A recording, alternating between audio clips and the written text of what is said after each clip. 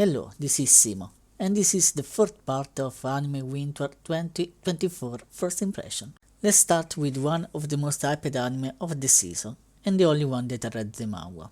I'm talking about Solo Leveling. Solo Leveling first episode starts with some hunters that are on an island fighting giant ants that probably come from the Hunter x Hunter anime. Hunters are people with superpowers, and depending on their power level, they are divided by ranks. The main job of the hunters is to clear the gates, basically portals that connect to other worlds. Here they have to defeat the boss to clear them, otherwise the monster inside can get out of in the cities. Here we meet Sunji-woo, probably the most weak hunter that there is, but still managed to get goals apparently. He joins other hunters to clear an easy gate. As soon as they enter, there are goblins. 今ゴブリンと言ったらどこだ Sunji-woo is so weak that the goblins almost kill him, but thanks to Joey he gets healed. Why does he risk his life to clear this dungeon? Well, for money. The monster inside the gate, when killed, drop mana crystals, that are basically the new green energy, but also used to craft really powerful weapons. And he needs them to pay the medical bills for his mother that is in some kind of coma, and the school for his sister. The party manages to defeat the boss, but then suddenly they discover an hidden path in the gate. So they decide to make a vote to decide to check if they can get more loot or go back. In the end they decide to explore the tunnel. Meanwhile we are shown some characters that probably are going to be important later in the story, but also we see that as soon as you become an hunter, they tell you how much dangerous is the job and that you can risk your life. I really appreciated this small detail. Anyway, the party reached the end of the tunnel, where they find a huge door. Inside there is a room full of statues. The door suddenly closes, and inside they find an ancient text with some rules on it. As soon as one of the members tries to leave the room, the madness starts. It gets cut in half by one of the statues, and soon after, the creepy one shoots a beam, killing every person that was standing.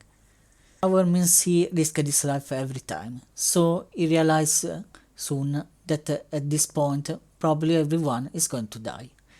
The quality for this anime is indeed high, and the episode is good, but definitely deserve a 2-episode length for the first one, since could have been more hype and we are still in the prologue. Can't wait for the next episode, definitely a must watch for the season. Next we have Tales of the Wedding Ring. This is definitely one of the trashy isekai that I know is bad, but that I'm going to enjoy. The episode begins in an isekai, where a prophecy is going to happen.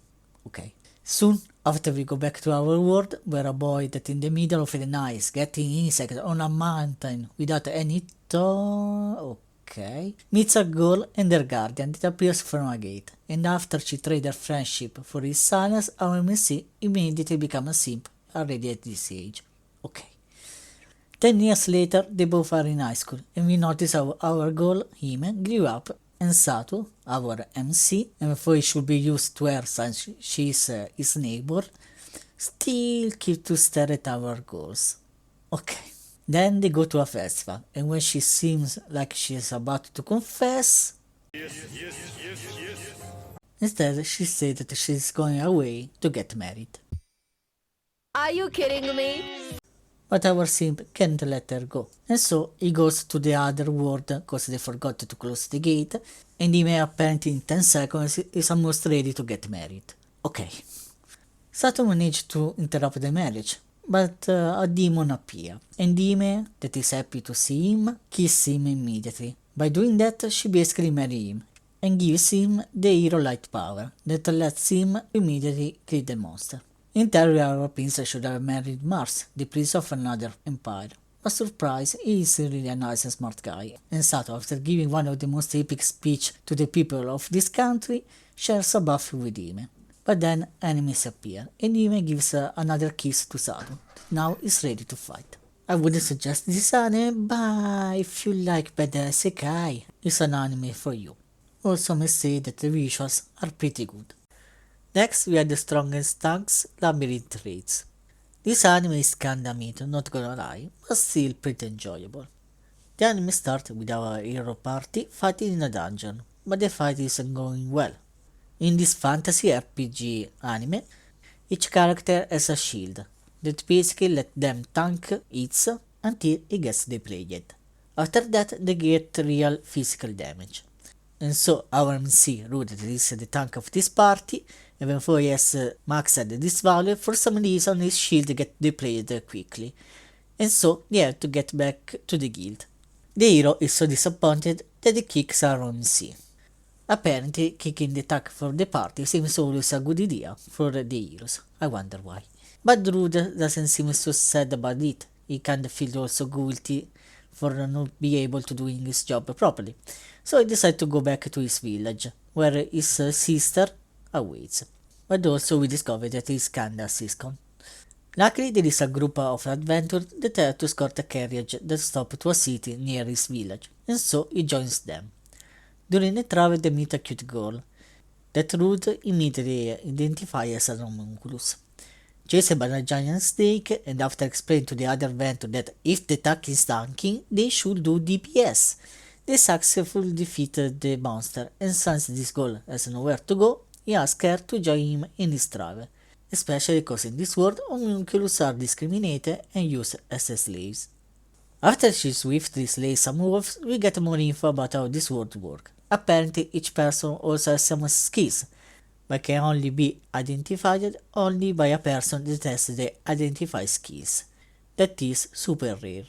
We discover that our MC, other than the provoke skills, has two more other skills. One that let him tank the damage for his party, and another one that let him convert the depleted shield into attack power. This combo definitely is going to be OP.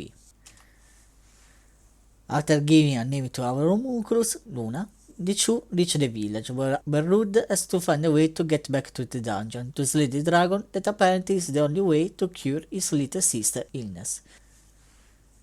As I say, the anime seems kinda mid, nothing new, but at the same time I like the main character and his design.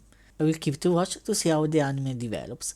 Still a pretty enjoyable ride, so if you like fantasy RPG anime, try to check it out. Last, for this episode we have a Sign of Affection or Yubisaki to Ren. This is a romance anime, where our main girl, Yuki, that is on a train, she gets approached by a foreigner dude that is asking for information. She gets frustrated, but then appears a guy with a rich level of the roof that promptly, with his English, deal with him. We discover that he's into the same college club of her friend Rin, and also that our MC is deaf. Itsuomi isn't bothered at all, and he tries to communicate with her, trying to explain what happened. After that he leaves, but not before using his rich power, making our girl fall in love with him. Yuki asks her friend for information about him, and she immediately understands what's going on. And so, together they go to the cafe, where him and his cousin work. Apparently the family has a gene to get girls left and right, since Rin is also into Itsuomi cousin. And while she managed to get this number, Yuki feels kinda isolated, because she can't hear what is happening around her. But Rin is really a good friend, and managed to make Yuki travel with Itsumi to her station. During the trip, our boy keeps our girl safe from the road, because she can't hear the vehicles that could run behind her, and so, realizing that, he decides to grab her hand until they reach the destination. Such a chat. After reaching the station, Yuki gathered the courage to ask for Itsumi contact, and after a brief discussion about the world, he writes a smooth line that makes our MC explode with happiness, and also mesmerize Itsumi. What can I say? This anime is really beautiful, the hosts are really good, and if you are into romance, this is definitely a must watch, also because usually we don't have this type of setting, where our main characters go to the university, so definitely kinda refreshing for this type of anime. This is all for today, thanks for watching. Also, if you have a suggestion, please write them in the comment. Bye bye, Seemo.